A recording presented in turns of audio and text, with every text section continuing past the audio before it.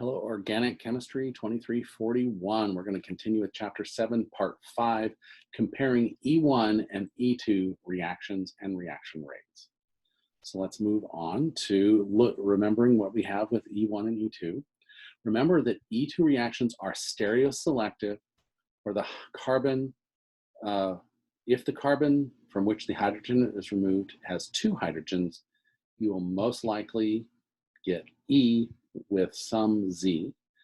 If the carbon from which the hydrogen is removed bonded to one hydrogen, you will most likely get anti-elimination and therefore mostly E or Z, whichever configuration leads to that anti-configuration.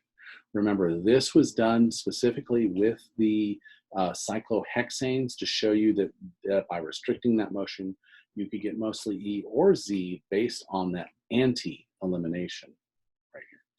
In E1, because you go through that trigonal, planar, flat carbocation, you get mostly E because it doesn't matter where the hydrogen's coming from, the system's already flat. Okay. So in the stereochemistry summary of substitution elimination reactions, when you have SN1, you always get racemization. You go through that carbocation and the nucleophile can come in on the top or bottom. When you have SN2, you always get inversion because you have the nucleophile coming in from the back, flipping everything out, and your leaving group leaves. Whenever you have E1, because of the focus on forming the carbocation first, you get mostly E, just the Zaitsev most stable rule. In E2, because you'll get mostly E unless you have to configure it like in a cyclohexane or some other strain system where you're trying to get the base to pull on the hydrogen anti to where the leaving group is leaving, then occasionally you'll get the Z as the major isomer because of that system. Okay, so let's go a little bit deeper into that, okay? So what's the most important factor in determining the base, determining the mechanism for E1 and E2, okay? So E2 mechanism is much more common and useful because you don't go through that carbocation intermediate, which can rearrange, okay?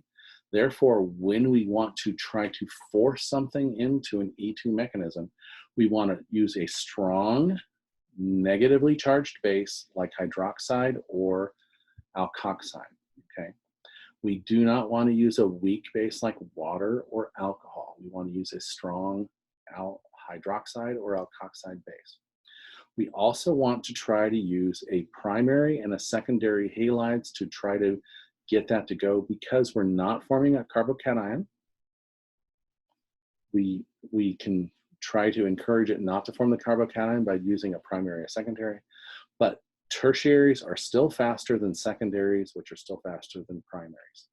So although we can use all three to do this reactions, we can encourage it to go E2 by using the primaries and secondaries if at all possible. Okay. Now with E2 in contrast, it's a little less useful because we do actually end up, once you form that carbocation, you can then have nucleophilic attack by the water or the alcohol to form an alcohol or ether respectively, or you can get the elimination products. It's favored in weaker or neutral bases like waters and alcohols. And the mechanism does not occur in primaries because they cannot form the carbocation. Therefore, this only happens in secondaries and tertiaries, and only if you add them in a weak protic solvent. Okay, so let's look at another way to create these alkenes, and it's through an acid-catalyzed dehydration.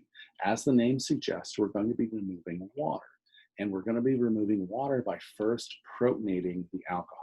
Okay, so most of the time when we have acids, we typically use something like a strong acid like sulfuric acid or phosphoric acid. But occasionally, if we're doing it in gas phase, we can actually use a Lewis acid like an aluminum or aluminum salt like this. This is used a lot in industrial applications because they're piping it through as a hot gas through a solid substrate and then coming out the other side as the product.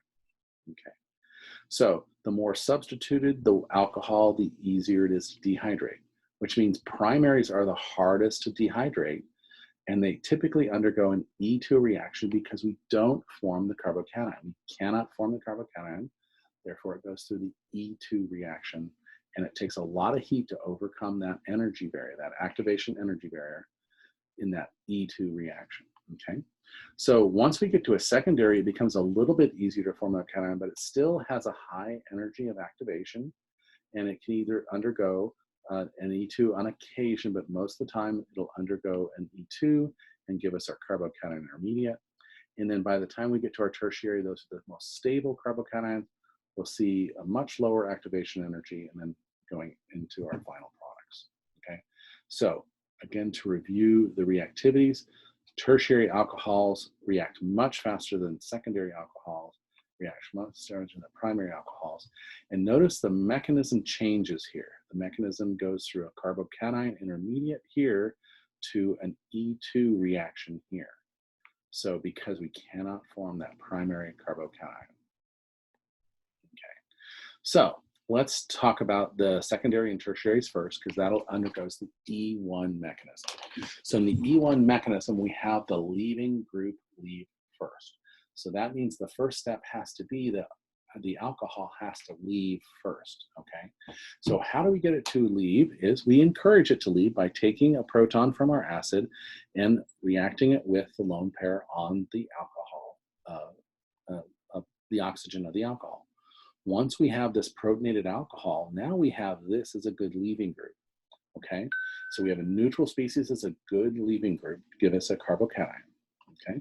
So now that we have our slow step is the actual leaving of that to give us our carbocation, and we have our neutral species here, well, gosh, our water here, it can act as an acid or a base. And in this case, it can act as a base to remove a proton alpha to this carbocation here to give us our final product right here. Now, if we have a whole bunch of this acid laying around, it can actually reverse the reaction. Notice this is a reversible reaction. So what we'd like to do is have this go off, protonate another alcohol, and continue on in the process, okay? So it is catalytic. All right, now let's look at the dehydration of primary alcohols.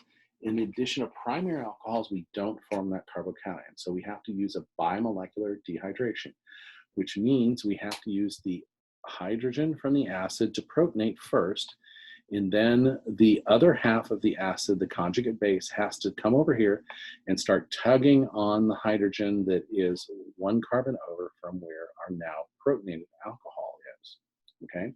So this is the fast step. The protonation of the alcohol is the fast step, but then rearranging it such that the other half of the conjugate base of the acid comes in and starts to tug at that hydrogen, allowing those electrons to kick in and then kick out our neutral species to form our alkene. Notice we also regenerate our acid that we can reuse in the first half of the reaction here, okay? Now note, this is reversible. If you have a high concentration of acid or water laying around, it will reverse. So we're looking at an alcohol, water addition across a double bond. So typically we like to drive off the water using heat or some other dehydrating agent.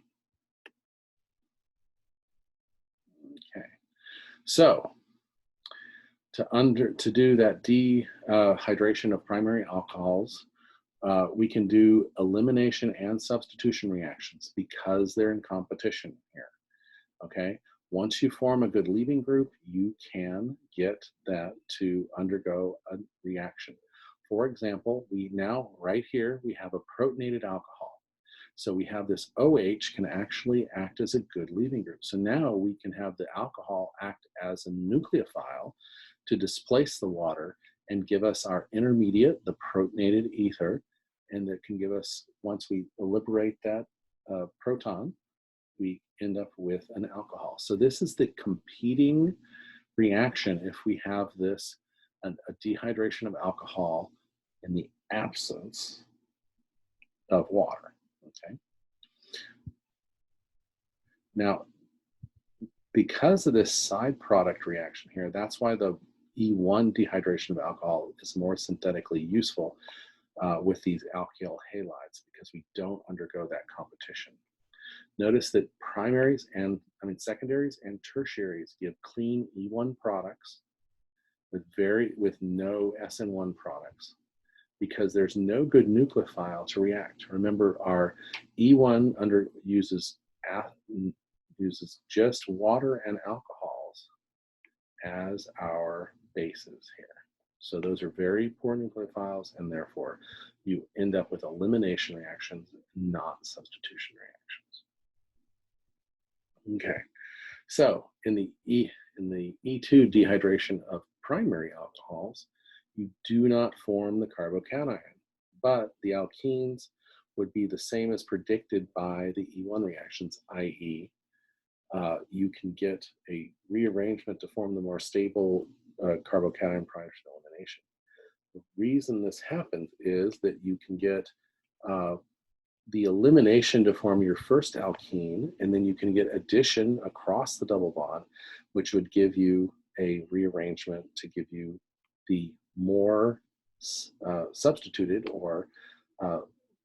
the more substituted double bond in the product. So while the initial formation is for your terminal alkene, this can then react and give us a rearrangement to your. So while it's not going through that carbocation intermediate, it actually, in the first step, it will go under the carbocation rearrangement in the second step.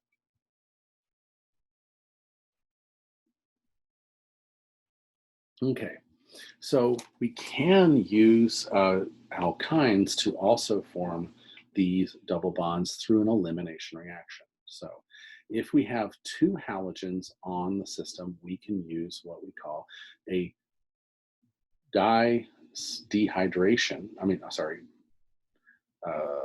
removal of two equivalents of the acid halide to get to our double bond. So we have to use a very strong base. If we just used hydroxide, what would happen? We would be able to remove the first equivalent of HCl, and it would stop at the alkene right here. But if we use a much stronger base like the sodium amide, we can remove this first hydrogen halide equivalent, then we can remove the second hydrogen halide equivalent to give us our alkyne. All right, we don't have to have the halogens on the same carbon. They can actually be on opposite carbons right here. And if we had the opposite carbons, we would use a nice big bulky base like T-butoxide here. It would remove the first equivalent of HBr off of here, and then the second equivalent of HBr off here to give us our alkyne. Now, let's say we didn't have a dihalide and we didn't have an alkene to start with. Well, we can actually trick ourselves into doing that by taking this ketone right here and reacting with phosphorus pentachloride to give us our geminal dichloro compound. So we're going to add a chlorine across the bond, giving us our phosphorus oxygen bond, and then that's going to act as a leaving group to give us our dichloride compound. And again, we have to use that strong base, that sodium amide, to be able to first dehydrohalogenate the first equivalent, then dehydrohalogenate the second equivalent to give us our alkyne.